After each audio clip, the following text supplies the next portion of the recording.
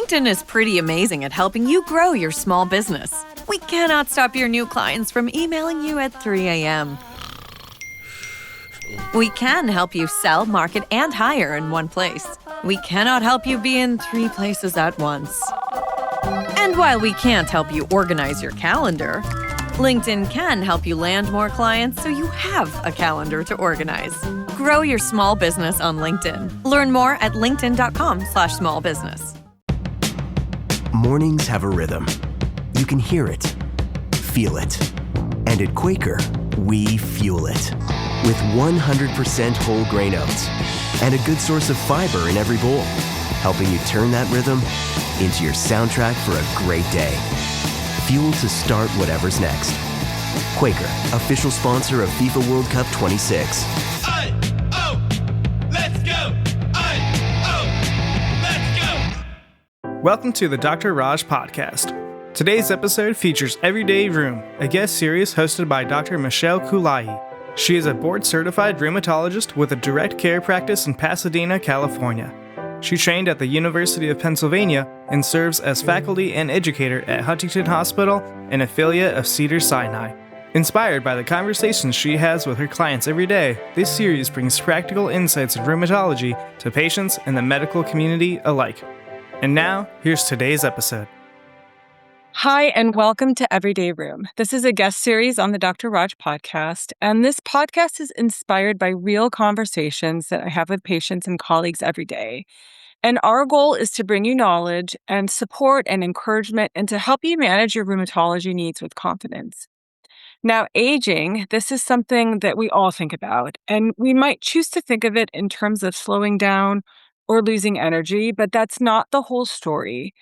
And there's this concept of Super-Ager. Now, these are people who stay physically strong, mentally sharp, and really engaged in their lives as they get older. And a lot of that comes down to how they live day to day. And that's what we want to talk about today. So I am delighted to be here with Mary, whom I have the pleasure of taking care of in my practice. And although she's only 65 years young, the way that she takes care of herself and she moves through life really captures this concept of a super-ager. And that is exactly why I wanted to have her on today. Mary, welcome. Thank you so much for being here today. Oh, thanks. This is going to be fun. Wonderful, wonderful. So before we get into things, Mary, can you tell us a little bit about yourself and what does this stage of life look like for you right now? Last September, I found myself with the unenviable position of opening the mailbox and seeing my Medicare enrollment information there, which was a very solid sort of notice. Oh, welcome to being old. It's something you intellectually always know is there, but then it's like, well, look, here's this little piece of paper. And it reminded me of kind of how much is in the past. Now, I'm a kid of the 60s. My dad worked for NASA during the Apollo and Skylab missions. So I grew up in Central Florida. So it was a good place to be active because the weather's good all the time. And when that folded, we moved back to California. And in my first life, I was a high school teacher. And then, life happens and the years keep passing. And uh, and then I was in my mid-30s and I was a divorced high school teacher and thought, what else might I want to do? And I went back to school for a degree in interior design.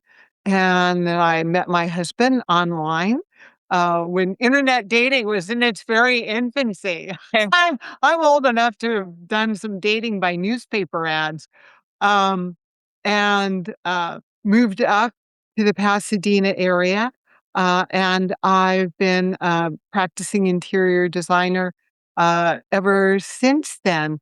And I don't have children, but I have 2 stepsons and 5 grandkids, and 3 dogs and a Mhm. partridge in a pear tree. So that's sort of in a snapshot of the basic structure, I've always tried to be an active person.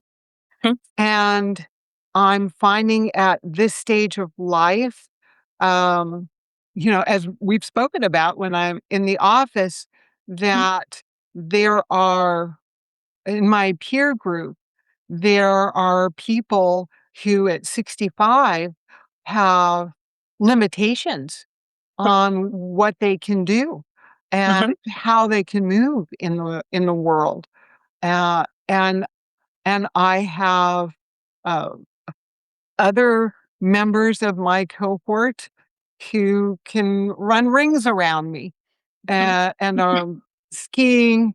Oh, I met a gentleman on my morning walk with the dogs, Mhm. Mr. John and Little Jacks, and John is in his 80s, Wow. and he just had rotator cuff surgery and Mhm. had cataract surgery, but then he was in Utah, where he's a black diamond skier, and he's still Wow. skiing. So, so it's I'm I'm at a stage where you expect things to fall apart. Mhm.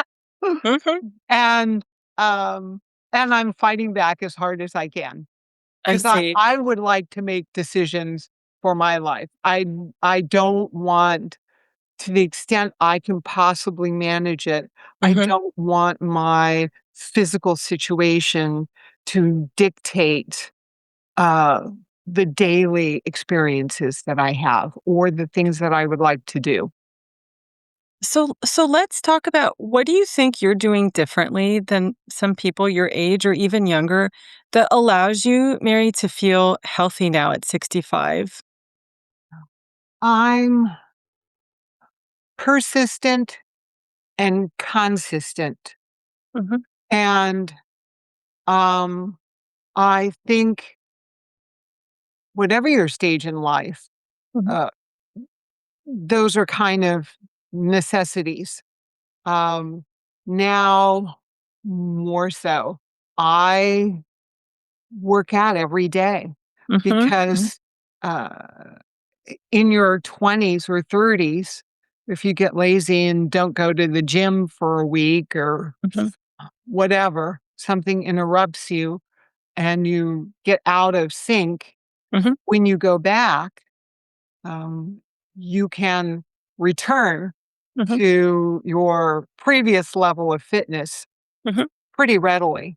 At this age, uh, stepping away and coming back, the slope is slippery, Mhm. and you have to start at a much lower level of fitness than you had enjoyed.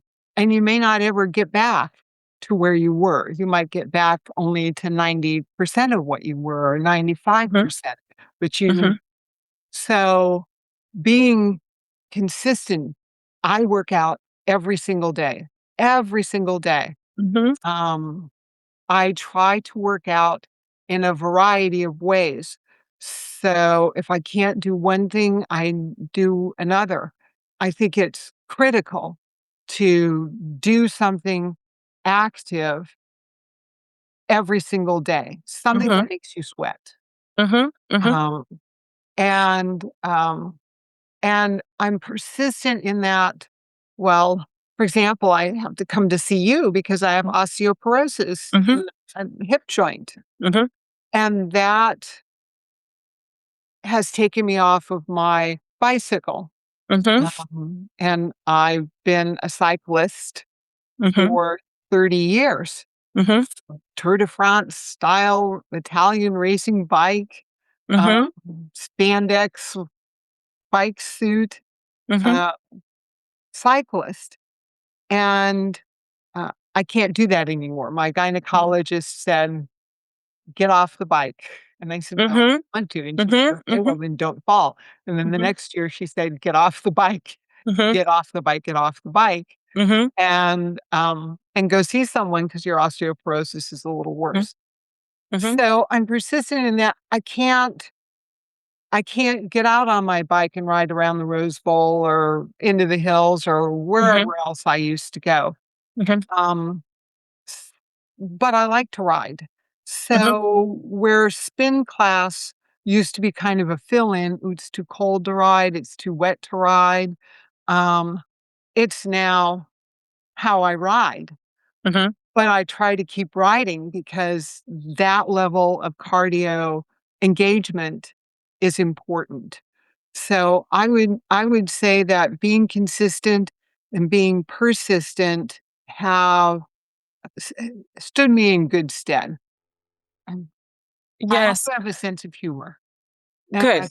I think that's really critical, too, um is to be able to sort of see the humor in the situation and, if I broke my foot, Mhm. a couple of years ago. Took me out for 4 months. Mhm. So when I finally was able to start doing cardio again, Mhm.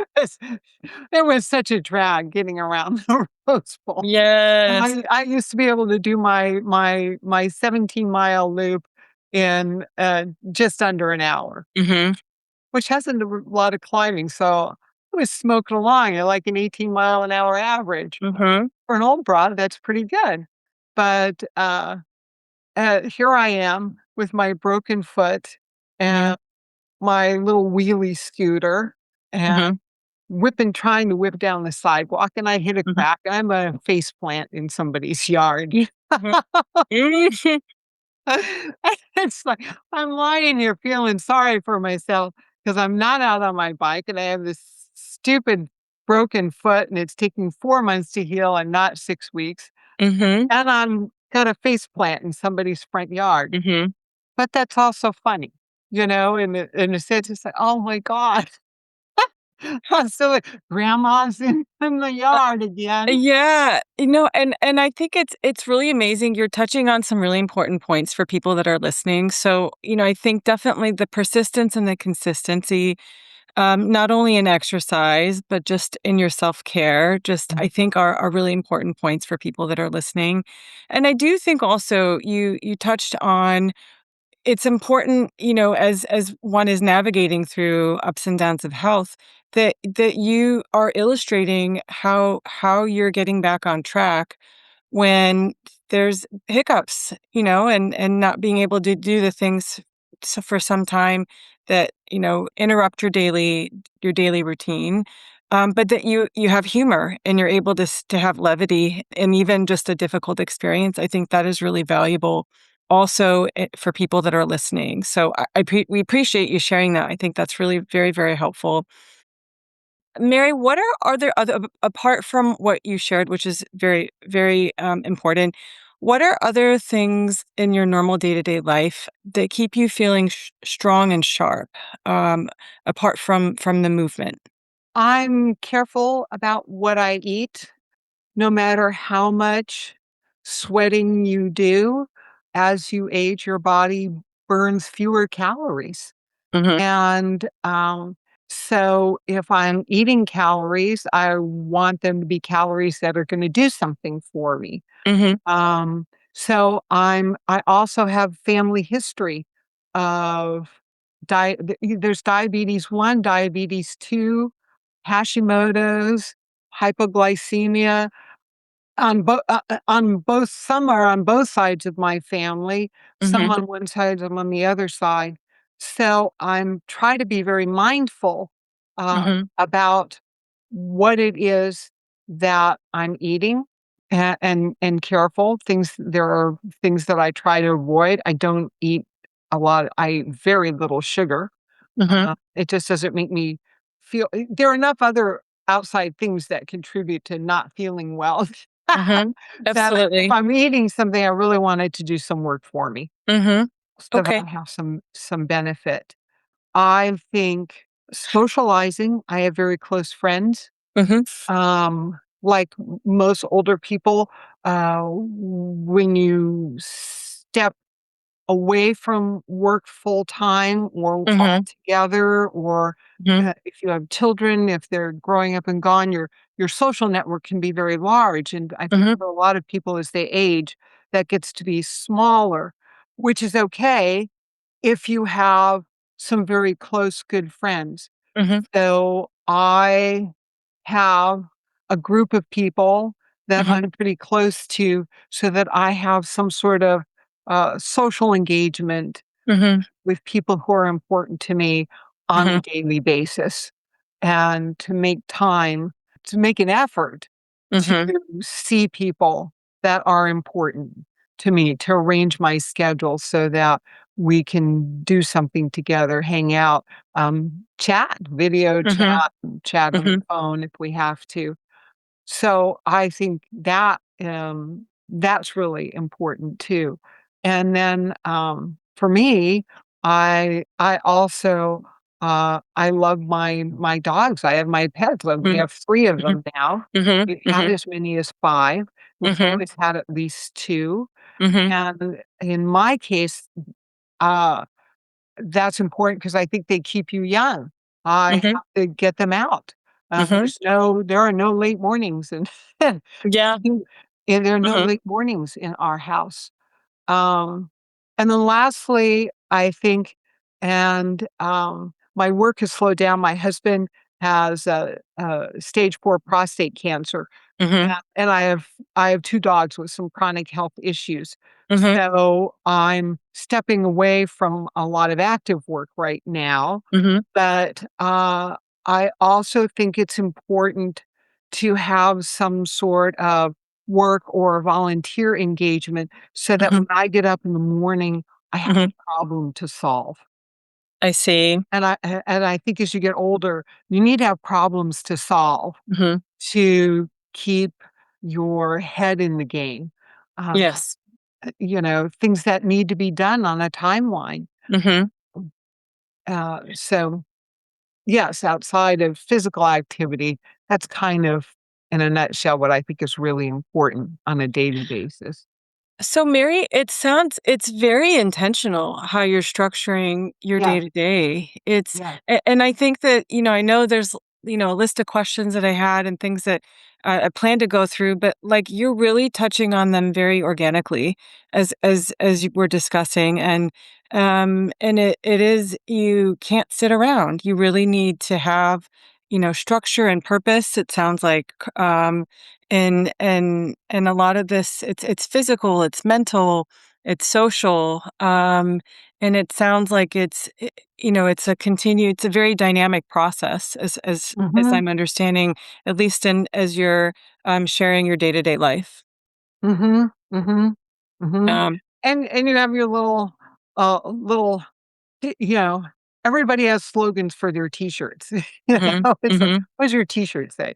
So, I think overall it's sort of like, uh in my case, I think of it like be water, mhm, because, water gets a lot of things done, right? And, mhm, mhm, water is a very powerful force.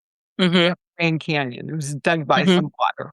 Took a long mhm, time, but water will dig a Grand Canyon. mhm, Also, water, if you stop it, it goes somewhere else.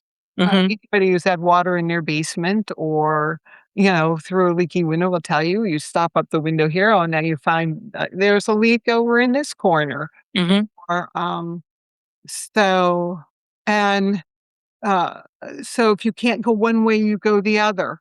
Um, so, yes, I think if that's sort of a general sort of global approach, water's all moving. It, mhm, it could be steam, even if it could be ice, it can mhm, move.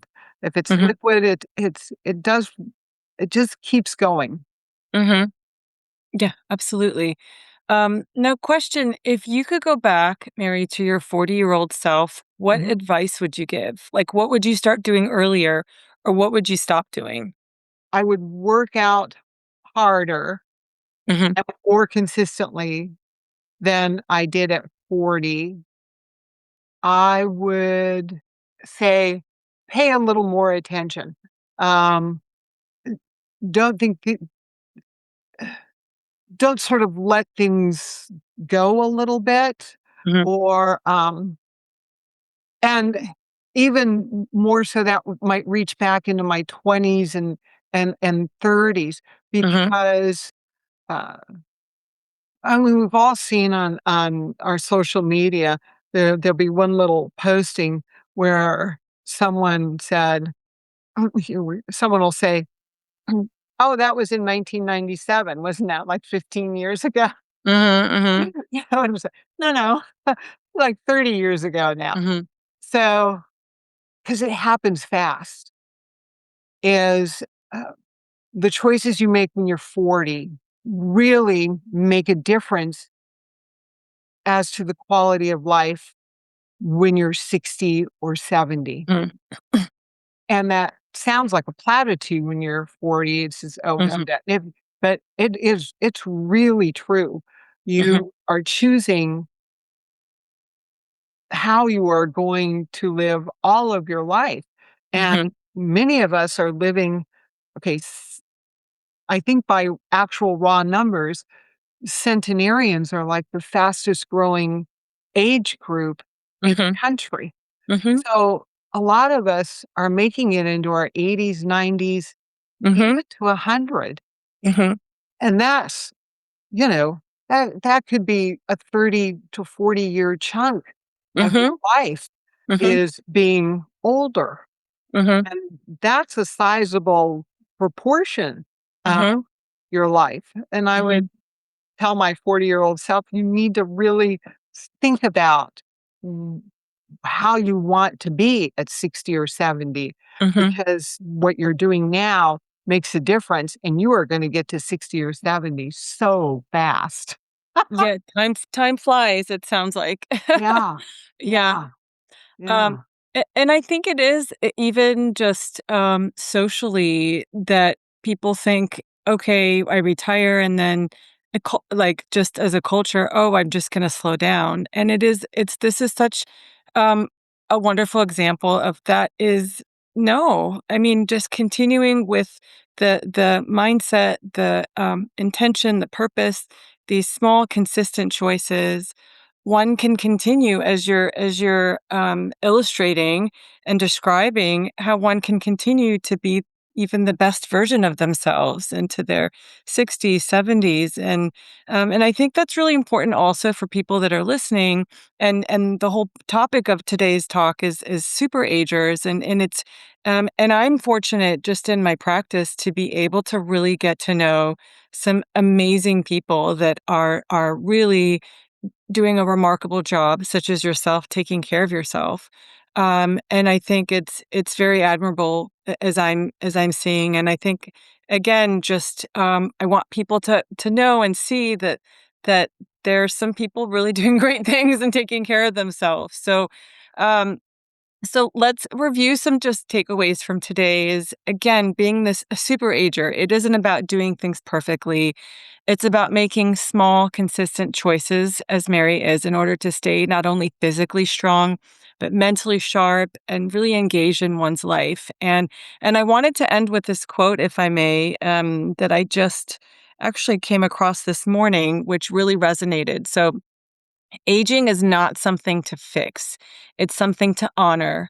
The face you see today is shaped by generations of love, life, and everything you lived through. You are not aging, you are becoming.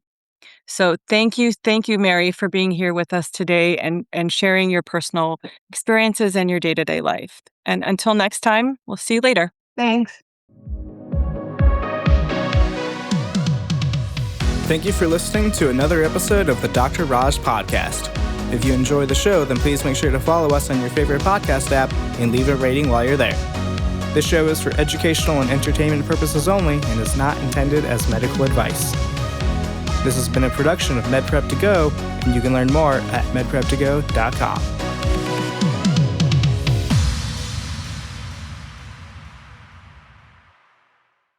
Hey everyone, Chris here from MedPrep to Go, and I want to take a quick break to announce that our first course is now live. Comprehensive Endocrinology is a video series with Dr. Raj Dasgupta that features 9 hours of content in 8 modules. This course is useful for learning endocrinology for internal medicine, family medicine, USMLE Step 3, and COMLEX Level 3. And this content is exclusive to the video series and won't be available on any of our podcasts. Keeping with our philosophy of making medical education affordable and accessible, this course is available for just $10 a month or $20 for a year. So check it out now and start learning at medprep2go.com. And stay tuned for more courses coming later this year.